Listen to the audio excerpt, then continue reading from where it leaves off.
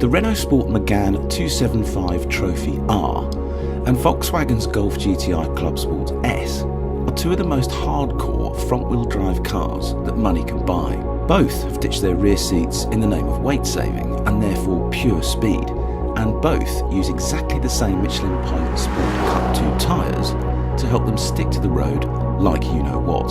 The Golf has a touch more power and torque, and the Megane also weighs a fraction more than the VW at 1,297 kilograms. But if anything, it's the Megane that has the more focused suspension, so splitting them on lap times might not be as simple as you'd think. Renault first then, let's find out which is quickest around the national circuit at Rockingham. There's a slight whiff of BTCC car about the Megane RS Trophy.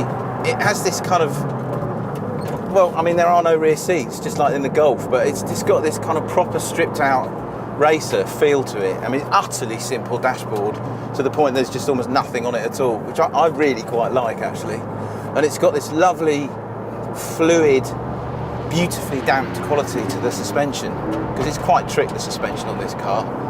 Almost as trick as the tyres on it. Exactly the same Michelin Pilot Sport Cup 2 tyres that you get on the Golf, which are properly grippy. But again, you need to bring the tyre temperature up, otherwise this thing is a wild animal. Let me just show you. That's backing off.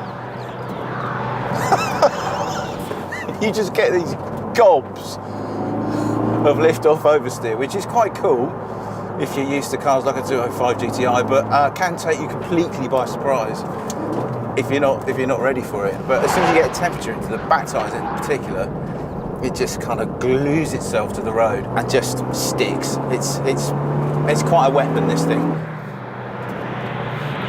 Not just as potent as the Golf, purely in terms of engine output. It's got 275 horsepower, so what's that, 273 bhp, 360 newton meters of torque, so it's a little bit down on torque as well.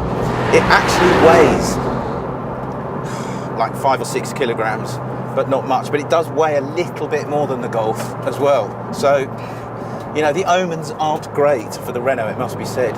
Less power, less torque, more weight, same tyres. But these things have a habit of taking the trousers down of whatever car you throw at them on the track. No, there's still not enough temperature in the tyres yet, but it does feel beautifully nimble, if a touch leery. I hope you can hear that that exhaust noise, that kind of, it's proper mad, it really is. It's just the linking lift-off oversteer that it's got, but you can use that.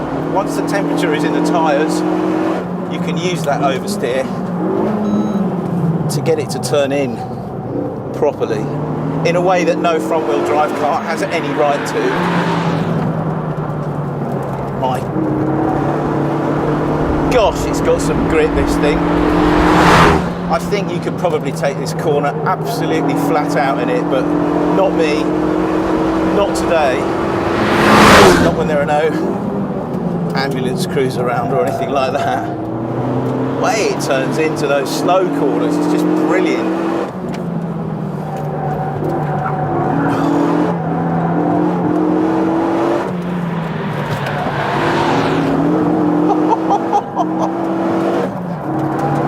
This thing is quick. I don't think it's just as quick as the Golf though. Not quite.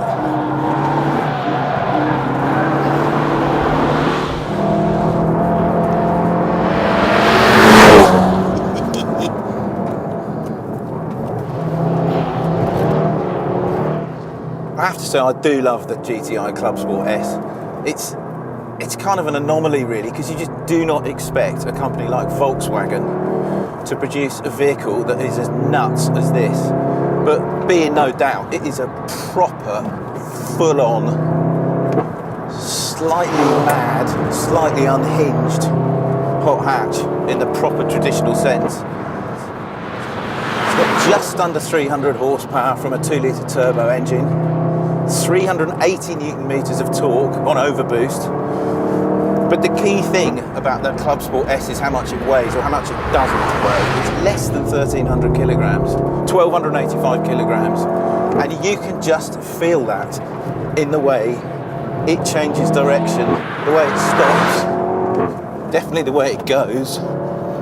It just feels rabid, but it's got these Pilot Sport Cut 2 tyres on it as well, which do need a bit of a warm-up, and if you don't warm them up properly, it is a total sideways car because there's just no heat in the rear tyres.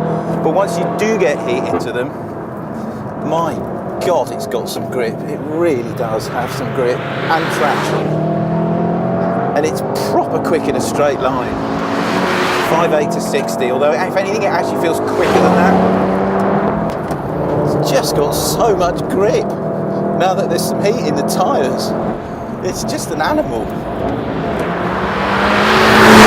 That's all the details and stats that you need to know about the GTI Clubsport S. What I'm now going to do is go for a slightly terrifying timed lap around the Rockingham National Circuit and hope that I don't throw it off. Right, here we go, start line now. They really are tough to separate once the stopwatch starts.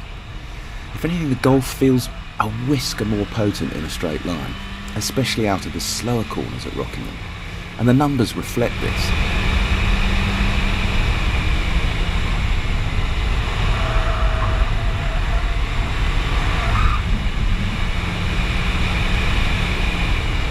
Down the back straight, the VW clocks 2 miles an hour more, and is already 0.3 quicker than the Megane halfway around the lap. And as the second half of the lap unfolds, the VW continues to edge away.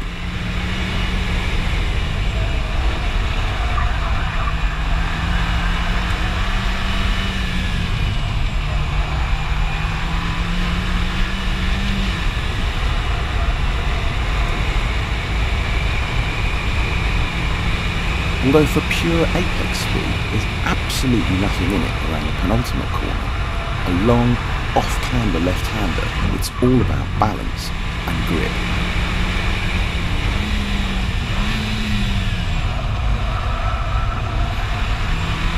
Out of the final hairpin, the VW generates a fraction more grip and traction, and eventually it crosses the line with a scorching lap time of 1 minute, 21 seconds dead.